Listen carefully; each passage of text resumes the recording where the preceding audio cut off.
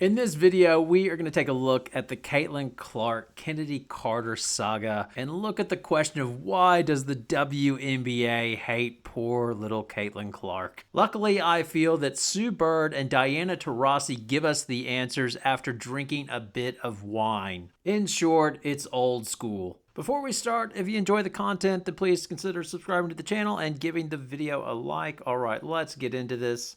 As you are likely aware, the Indiana Fever played the Chicago Sky on Sunday, and one of the big hype points to the game was matching rookies Caitlin Clark versus Angel Reese. But then, out of nowhere, Chennedy Carter stole the show by giving Caitlin Clark a shoulder charge after Carter made a jumper. But of course, Angel Reese has to be involved in some sort of way, as a clip's gone viral of her seemingly celebrating the shot that Chennedy Carter puts on Caitlin Clark. And in a lot of ways, this incident overshadowed a thrilling 1-point win by the Fever, and it probably helped take some of the spotlight off Marina Mabrey, who missed the first of 2 free throws, which could have tied the game. But yes, after the game, it was all about the cheap shot laid by Chennedy. During the press conference, Chennedy Carter had nothing to say about it. She was questioned twice, with head coach Teresa Weatherspoon jumping in on the second one saying that's enough.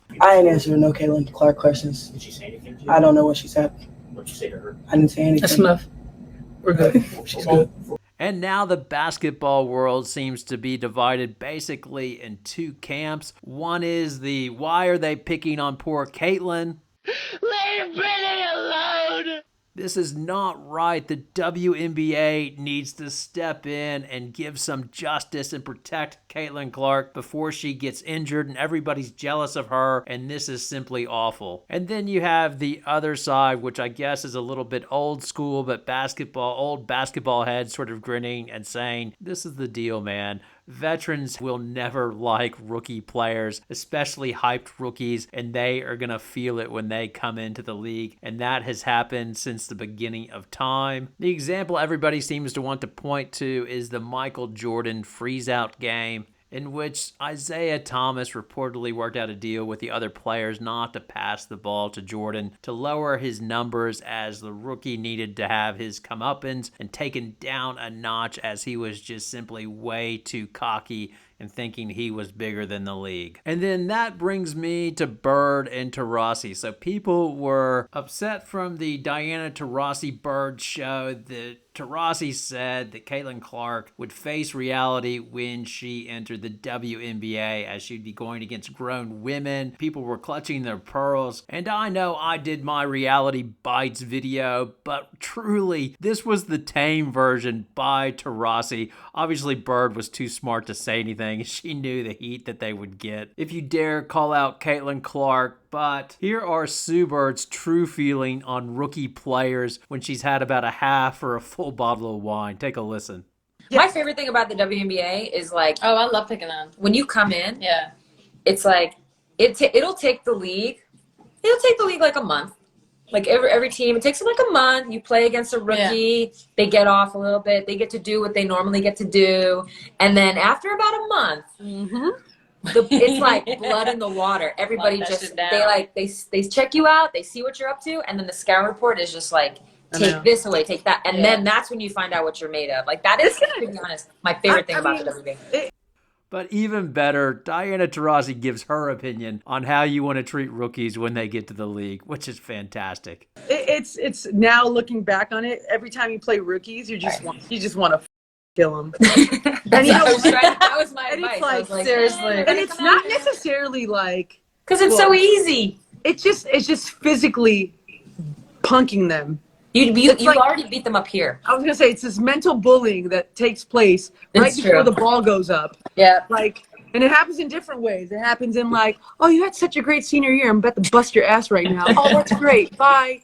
So honestly, I don't think the WNBA has a conspiracy of hate versus Caitlin Clark. I think it's just the natural way. All vets hate high-profile rookies coming into their league and want to give them a bit of lesson or their comeuppance, if you like it. Now, in terms of Chennedy Carter, I did this video after she got cut by the LA Sparks. And at the end, I speculate if she'll be back in the WNBA again, and I speculate that she wouldn't be back, as I thought that teams would be hesitant to take a chance on her due to maturity issues. And if she did wind up coming back to the WNBA or getting a chance in a training camp, there would be a narrative about how she's grown up playing overseas, and sure enough, she was given a lifeline by Taurasi Witherspoon. And it has paid off as she has played well for the Sky. Like, she's putting up decent numbers and being efficient as she's shooting over 50%. Yes, it's early, but still so far she has played well. And you could have made the argument her struggles in Atlanta and in LA, well, she was with bad organizations and bad situations. As Atlanta had their coach resign a few days before the season started, and they had way too many point guards, and it was just a disaster from the time her second season started, and then she was traded like for a fresh start in LA, and Derek Fisher in his last year, LA was a tire fire, topped off by Liz Cambridge, and it was just two bad scenarios. Go over, spend your time overseas, get mature, and then come back, and here you go. She's coming back to Chicago, and she's putting up numbers. Here we go. And the incident with Caitlin Clark is really a nothing incident. It would have gone away in a few days, maybe a headline after the game. She gave her no comments in the post-game press conference, but then Chennedy being Chennedy, she could not resist and tweets out, "Besides three-point shooting, what does she bring to the table, man?"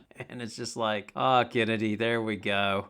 I am sure Witherspoon is going to be impressed by that. I imagine the tweet has already been deleted, but Witherspoon takes a chance on you during the game. She tells you to cool it and settle down, and then they keep you quiet during the press conference, but you can't help yourself. You have to put a bit of gas on that fire. So it looks like the Chennedy Carter maturity is still a work in progress.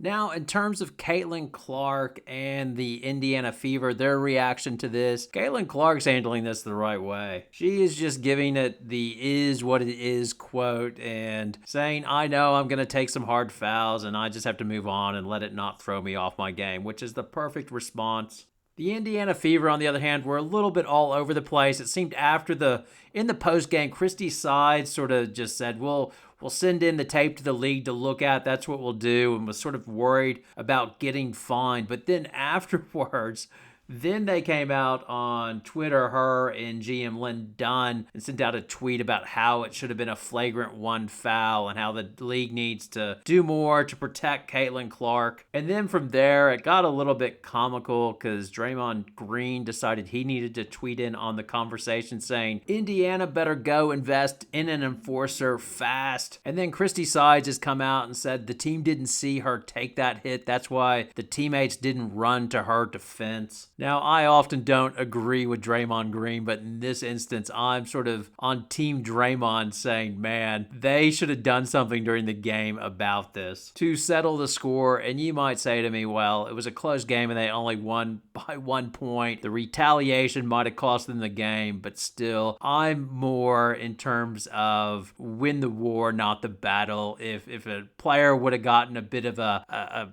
cheap shot back on Chennedy Carter, I would have been fine with it. Look at this video of a few years ago of the Las Vegas Aces. Chelsea Plum's foot gets stepped on by Tiffany Hayes. Like, I didn't think that was a cheap shot by Tiffany Hayes. She goes off and she's pissed off by it. Look what happens right after, like a few minutes later. Jackie Young has her back and takes out Tiffany Hayes, much like the Chennedy Carter shot. And I guess overall, my theme of this video is old school. So I don't think the WNBA hates Caitlin Clark. I think it's just an old school thing. Veterans hate rookies. I think Chennedy Carter is a very talented player, but immature at times, and hence why Courtney Williams got into it with her at Atlanta, because she is old vet as it gets and wasn't having it. The immaturity and a player pouting on her bench.